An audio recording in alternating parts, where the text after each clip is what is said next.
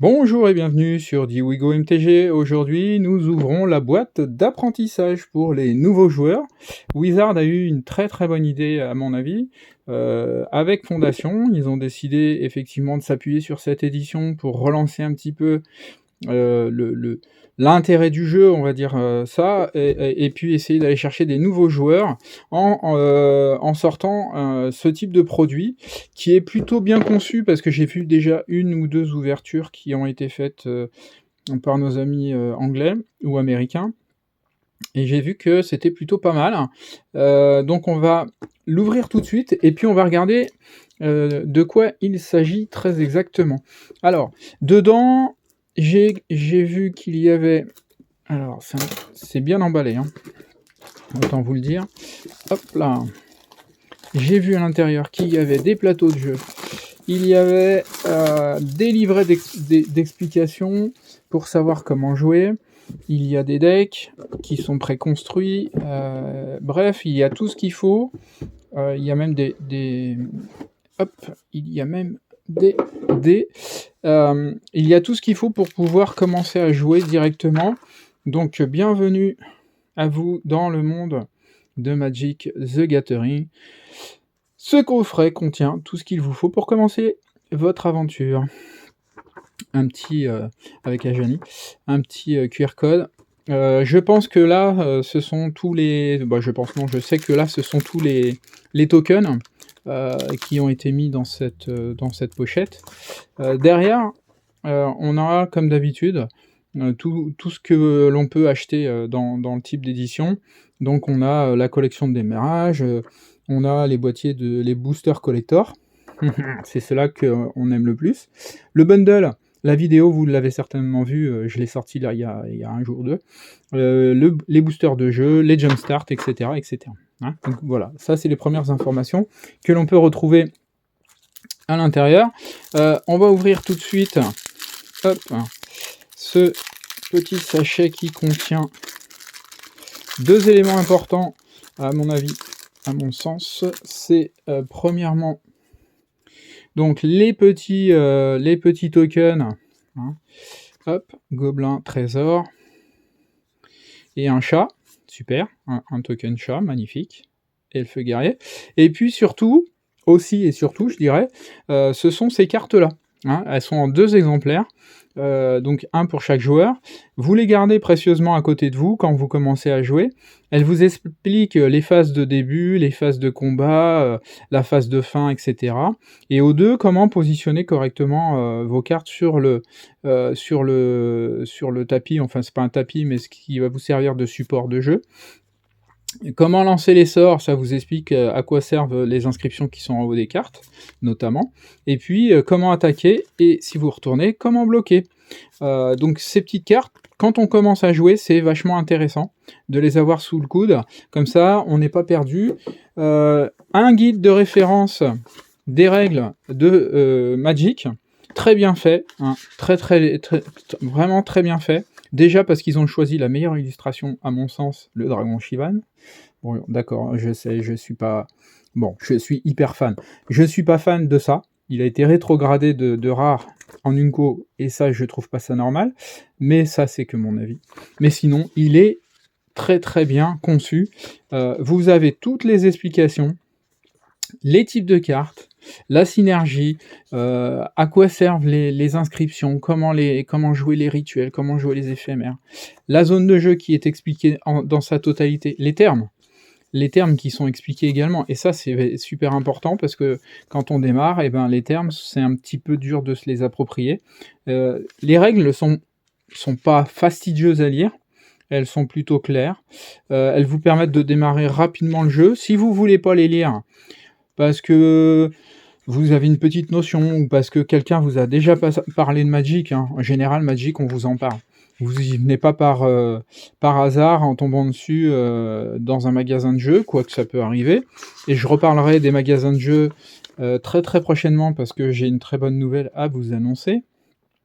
Oui, une très bonne nouvelle, pas que pour moi, elle sera aussi pour vous, cette bonne nouvelle. Un glossaire avec, comme son nom l'indique, un glossaire, donc avec quelques définitions sur les termes employés. Donc oui, Magic, on y vient en général parce qu'on connaît quelqu'un qui joue et qui vous l'a conseillé et qui vous a dit ben, ça serait bien d'essayer, et vous essayez. Donc là, on a, avec le livre des règles, on a deux petits livrets, le guide de démarrage rapide pour le deck vampire et le guide de démarrage rapide pour le deck chat.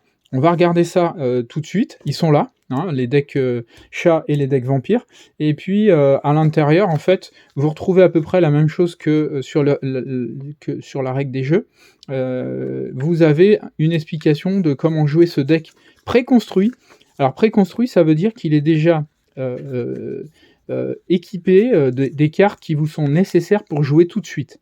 Et l'avantage dans ce boîtier-là, et c'est là où Magic a fait très fort et que c'est une très très bonne idée, c'est qu'il ne faut surtout pas les mélanger quand vous les ouvrez. Ça va être marqué dessus, hein, on va le voir tout de suite. Mais il ne faut pas les mélanger parce que la première partie que vous allez les faire grâce à ces guides-là. En suivant ce guide-là, vous allez sortir la première carte, c'est indiqué. Premier tour, vous sortez telle carte, deuxième tour, vous sortez telle carte. Voilà ce qui se passe. Et une fois que vous aurez fini votre premier tour complet, et qu'il y aura un vainqueur et un perdant, bien entendu, eh bien, vous aurez déjà quelques automatismes qui seront mis en place et vous verrez qu'après, ça sera plus simple. Et là, on arrive donc sur le fameux support de jeu. Alors, attendez, il faut que je l'étende parce qu'il est en carton un peu épais. Et ça, c'est plutôt... Je trouve ça vraiment très, très bien. Il est vraiment très bien. Alors, en bas, on retrouve donc la partie exil. Vous comprendrez à quoi ça sert. Les terrains, on les pose donc sur cette partie ici. On a le cimetière complètement à droite. Au-dessus, on a la bibliothèque, c'est là où on peut piocher ses cartes. Les créatures, hop, je vais y arriver, sont en haut. Et enfin, ici, on peut poser un compteur de points de vie, hein, c'est son total de points de vie. On démarre avec 20, et puis avec les aléas du jeu, on peut en avoir plus, on peut en avoir moins, et puis arriver à 0, on a perdu. Hein, voilà, je vous spoil un peu les règles, mais c'est ça. Alors, maintenant, il faut réussir à le remettre correctement sans le casser. C'est pas comme ça, c'est pas grave. Je vais le poser hop, ici, et puis je verrai ça tout à l'heure. En dessous, on va retrouver des petits marqueurs, plus un. Là, c'est pareil, c'est expliqué à quoi servent ces petits marqueurs. Vous les défaites, hein, il y en a plusieurs. Vous les défaites, ça va vous permettre, sur certaines cartes, de mettre... ce qu'on appelle des marqueurs plus un. Et puis ici, on a un certain nombre de séparateurs qui vont vous permettre, une fois que vous les avez enlevés, et que on va le voir tout de suite dans cette boîte-là, ça va vous permettre, ces séparateurs, de les glisser ici pour pouvoir ranger vos decks à l'intérieur. Donc on verra ça tout à l'heure. Ça, c'est le second support de jeu, donc pour le deuxième joueur. Et ici, on a une petite... Alors c'est vide en dessous, hein, ça fait beaucoup d'épaisseur pour pas grand-chose, mais on a une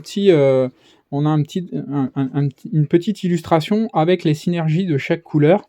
Le blanc, le bleu, le vert, le rouge et le noir. Alors ce qui est dommage, c'est que le noir, ils l'ont fait en violet, mais c'est bien pour le noir. Et ça vous explique à peu près ce que le blanc, ce que c'est, le bleu, ce que c'est, etc., etc. C'est outre très joli, hein, c'est vraiment explicatif. Et ça permet de se situer un petit peu.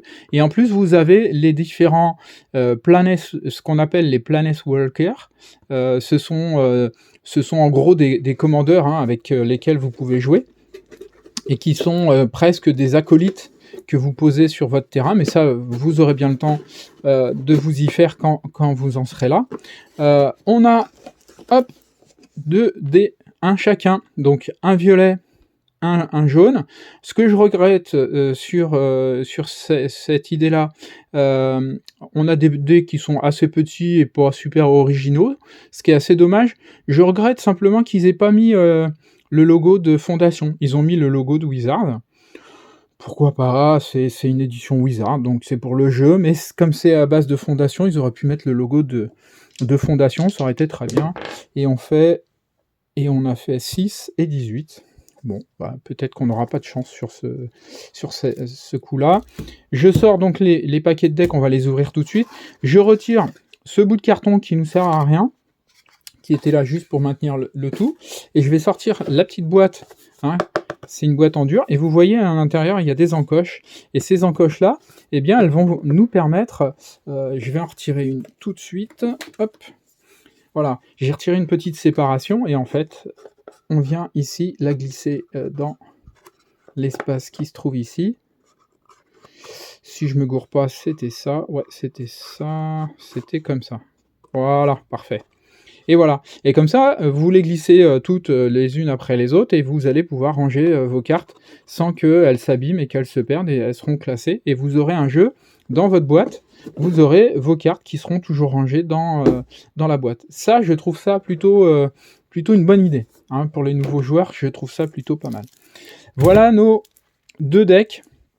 Nos deux paquets, pardon, avec ici les decks avec lesquels on va commencer à jouer, et ici des decks que l'on va pouvoir ouvrir et mélanger avec d'autres une fois qu'on aura compris la synergie. Donc ceux-là, je les mets de côté pour l'instant. On va s'intéresser surtout à ces deux premiers là. Alors, je vous le rappelle, hein, ne pas les mélanger. Hein. Vous les ouvrez, vous pouvez les regarder, mais surtout, avant de jouer, ne les mélangez pas. Sinon, vous ne pourrez pas suivre le livret des règles. C'est bien marqué ici, ne pas mélanger. Donc, suivez bien ce qui est recommandé. Je vais les séparer parce que ils sont mélangés. Donc, on a le deck chat ici. On a le deck vampire ici. Et ensuite, on en a d'autres juste derrière. Alors, on va regarder d'abord le deck chat. Moi, je vais les mélanger parce que ça n'a pas d'importance. C'est pas très grave si je les mélange. Deck chat, donc on se retrouve avec des plaines. C'est des terrains qui vous servent obligatoirement pour jouer. Lion des savanes, une très bonne carte en réédition qui existe depuis 93-94. Le chasse-ciel léonin, un fier parent. Encore des plaines, et vous voyez, ils sont mélangés les terrains au milieu des créatures ou des sorts, de manière à ce que quand vous allez tirer vos cartes, vous ayez de temps en temps des créatures ou des sorts, et de temps en temps des terrains pour pouvoir les jouer. Hein. Vous retrouvez ici le symbole du terrain que vous devez jouer, hein. C'est le même, de manière à pouvoir jouer cette carte et faire ce qu'elle vous donne comme possibilité. Un édité angélique, Jazal crinière d'or, c'est la rare. Donc rare, c'est doré. Commune, c'est noir. Et Unco, léonin ingénieux, c'est argenté. Et si jamais le logo n'est pas doré comme celui-là, mais orangé, c'est une mythique. Et c'est ce qui est le plus recherché. Les mythiques ou les rares sont les plus recherchés. Quelques Unco et quelques communes le sont également. Pour l'illustration, celle-ci par exemple est plutôt recherchée pour son illustration, et d'autres sont recherchées parce qu'elles ont des effets très intéressants. Consécration, frappe d'Elspels et un havre inexploré, ajoutez un mana de la couleur que vous souhaitez. Donc dans un deck chat, vous allez souhaiter pouvoir jouer du blanc, donc vous choisirez la couleur blanche. Voilà. Donc ça, c'était pour le deck chat. On va passer au deck vampire, et ensuite on fera les autres un peu plus rapidement. Donc des marais, un intrus vampire, un vampirien, un instant d'envie, un 2 marais encore, un vampire patricien, une fin récalcitrante, une collectrice de la dîme de sang, et la rare, ce sera le fauteur de troubles de la croisée.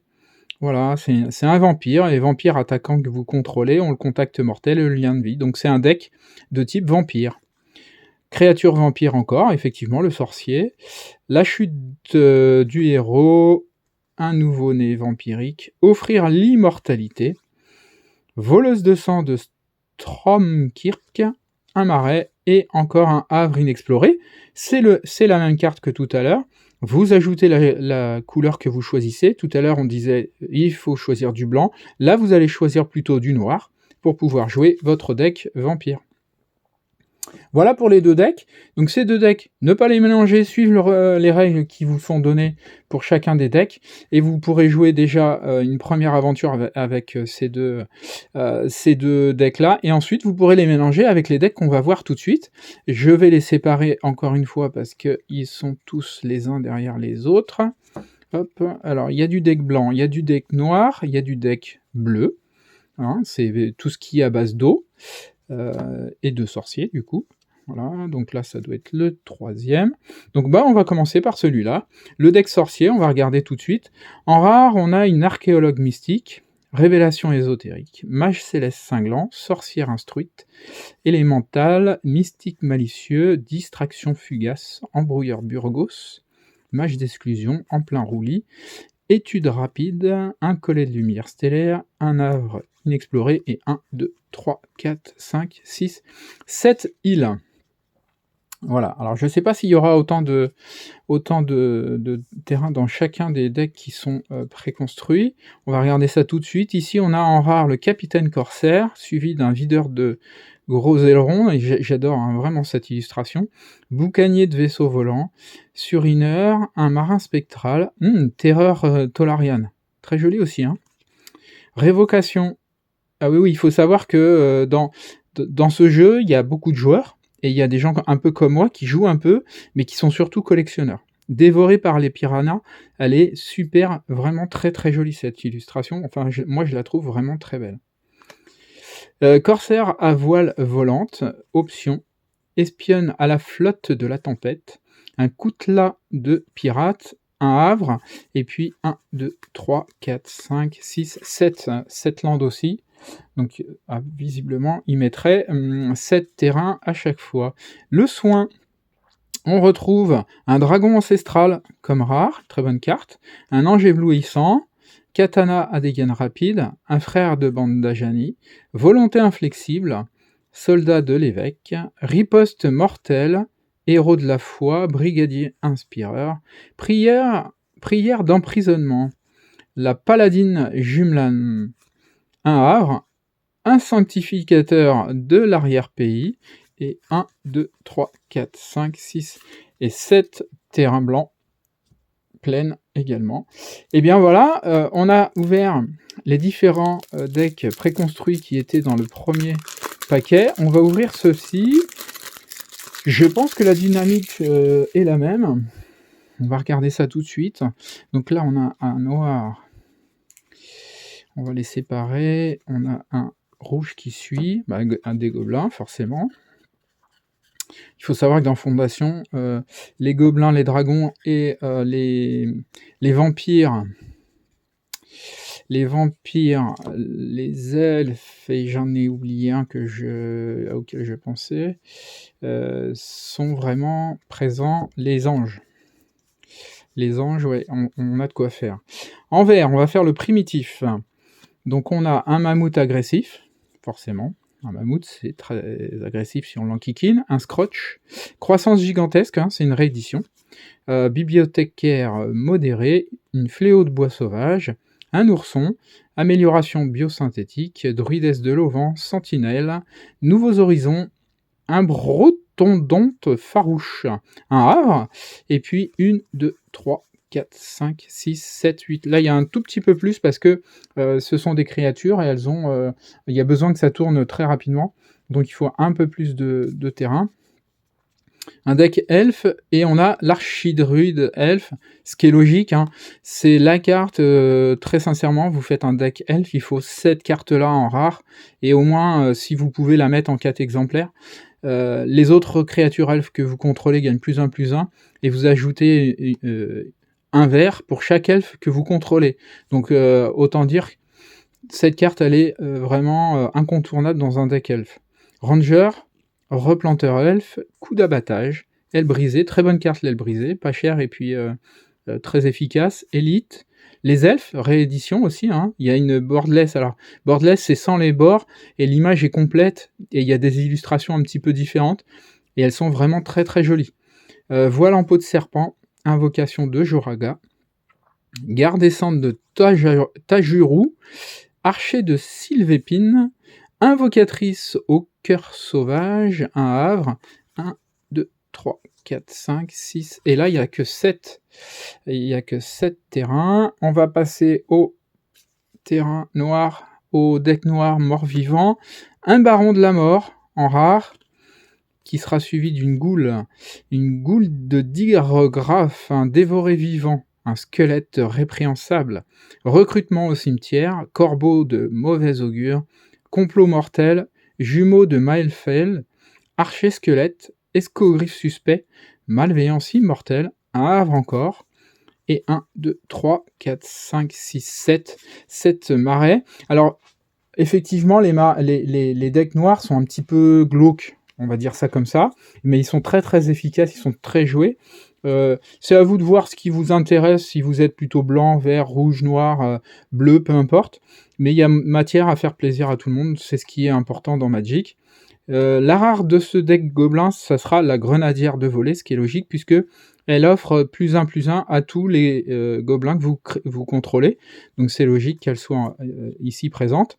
Salve incinératrice, un gobelin hystérique, un chaman à crécelle de guerre, chair à dragon, oriflamme goblin, contrebandier gobelin, fureur embrasé, bonnet rouge enragé, maturin gobelin, vétéran de la volée, une bombe incendiaire gobelin. Alors c'est intéressant qu'il l'ait posé, celle-là, enfin qu'ils l'ont mis là, c'est un artefact.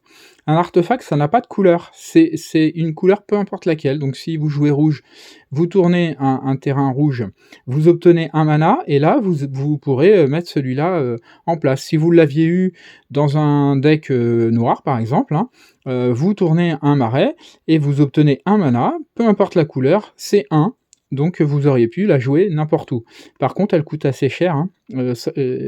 Détruisez un permanent ciblé, il faut 7 mana, et vous sacrifiez, vous l'engagez, vous sacrifiez l'artefact, il en faut 7 pour tuer un permanent. Donc il faut que le permanent soit assez costaud et que vous n'arriviez pas à vous en débarrasser pour l'utiliser. 1, 2, 3, 4, 5, 6, 7. 7 terrains.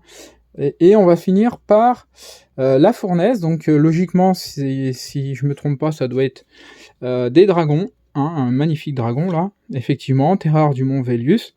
Et le vol, la double initiative, il tape 2 fois, c'est-à-dire qu'il inflige 2 fois 5. Quand cette créature arrive, les créatures que vous contrôlez acquièrent la double initiative, donc toutes elles vont taper 2 fois, jusqu'à la fin du tour. Voilà, donc il y a matière à faire des dégâts. Annihilation ardente, un dragonnet cracheur de feu, un orbe des dragons de cornaline, très joli avec cette bordure un petit peu alternative, servant du seigneur dragon, là je parle en tant que collectionneur bien sûr, élémental de feu, un cavalier dragon cargan, un dragon insatiable, et sur sa montagne d'or, un feu du dragon dévastateur, s'emparer du butin. Ça, c'est c'est un gobelin, certainement, qui pille le trésor. Géante ratisse ciel, un havre inexploré, et 1, 2, 3, 4, 5, 6, 7, 8 pour le nombre de créatures. Et bien voilà, on a fait le tour de tous nos decks préconstruits. Hop, je décale un petit peu pour que vous puissiez bien les voir. Je trouve l'idée vraiment super sympa, les répartitions sont plutôt bien faites, avec les mélanges que vous pouvez faire ici, vous avez de quoi vous amuser. Encore une fois, je vous invite à bien lire les 2 livrets d'explication, les 2 guides de démarrage pour jouer les 2 premiers decks, et puis surtout, imprégnez-vous des règles, hein, au moins une fois, vous le lisez simplement, hein, vous en faites pas un livre de chevet, vous le lisez, ça suffira, ça vous donnera déjà des bases, et puis une fois que vous aurez choisi quel deck vous voulez jouer, moi je vous conseille très fortement, vous le prenez, vous lisez toutes les cartes, tous les effets des cartes, hein. Les effets c'est ce qui est indiqué, alors pas là c'est juste de l'information, c'est de la littérature en quelque sorte, vous lisez ça. Que fait la carte? Celle-ci, elle a le vol, par exemple. Celle-ci, alors attendez, je vais vous en trouver une, voilà. Là, il y a le lien de vie, et quand elle arrive, elle fait quelque chose. Ça vous permet comme ça, quand vous avez vos cartes qui arrivent au fur et à mesure dans votre main, eh ben vous n'êtes plus obligé de les relire, de prendre du temps, vous savez tout de suite les mécaniques de jeu que vous voulez mettre en place. Donc imprégnez-vous de votre deck en lisant vos cartes, et puis amusez-vous surtout. Donc si vous avez des commentaires à me faire, n'hésitez pas, laissez-les en commentaire. Si vous voulez d'autres infos, n'hésitez pas non plus à les demander. Je suis super content d'avoir fait cette ouverture sur ce plateau complet de jeu. pour les nouveaux. Je vous remercie de l'avoir regardé. Je vous dis à très bientôt. Il y a une ouverture participative qui se termine là bientôt, hein. Les inscriptions vont être clôturées. Elle sera mise en ligne samedi et vous verrez ce qui était donc dans la display Morne-Brune. Et j'annoncerai la prochaine display qui sera en ouverture participative à laquelle vous pourrez vous inscrire. Encore merci à vous pour le soutien que vous apportez à la chaîne en regardant et en mettant un petit pouce bleu ou en vous abonnant. À très bientôt.